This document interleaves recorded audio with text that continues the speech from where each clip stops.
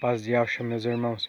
Meus irmãos, eu tenho uma revelação para trazer para vocês, que são a igreja de Yahshua, que o Pai Yahweh me revelou, e eu vou mostrar para vocês das coisas que em breve vão acontecer, meus irmãos. Meus irmãos, é o relógio do Apocalipse, que é medido desde 1947, meus irmãos. Está relacionado à parábola das 10 virgens, meus irmãos, pois ele está próximo de atingir a meia-noite, meus irmãos.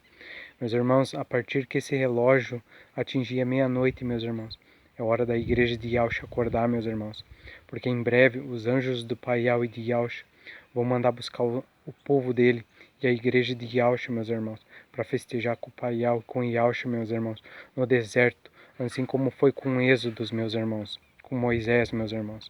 Meus irmãos, as coisas em breve vão acontecer e o relógio do Apocalipse começou a medir desde 1947, meus irmãos. Assim como foi o navio Êxodo que trouxe os judeus, essa parábola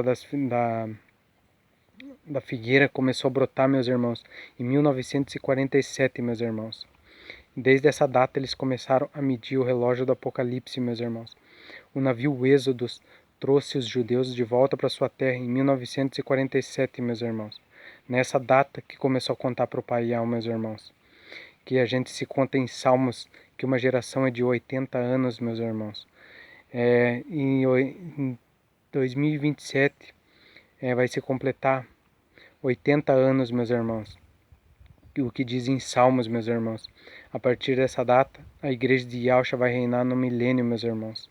Junto com Yahshua, meus irmãos. Meus irmãos, eu quero mostrar para vocês esse navio Êxodos aqui, ó. Esse navio que trouxe os judeus, a parábola da figueira, brotou em 1947 e não em 1948, meus irmãos. E está relacionado à parábola das 10 virgens, meus irmãos. Por isso que o relógio do Apocalipse já diz a meia-noite, meus irmãos. E ele está próximo de atingir a meia-noite, meus irmãos. Meus irmãos, a igreja de Yahshua vai estar sobre o Monte Sião, meus irmãos. Pois o Monte Sião vai haver salvação, meus irmãos. No mundo não vai haver salvação, mas apenas no Monte Sião, meus irmãos, aonde a igreja de Yahshua vai estar, meus irmãos, que é no deserto, meus irmãos. Essa é a revelação que eu trouxe para vocês, que o meu Pai me revelou, e eu estou mostrando para vocês que são a igreja de Yahshua, porque em breve vai acontecer, meus irmãos. Fique na graça e na paz do Pai Yahweh, meus irmãos.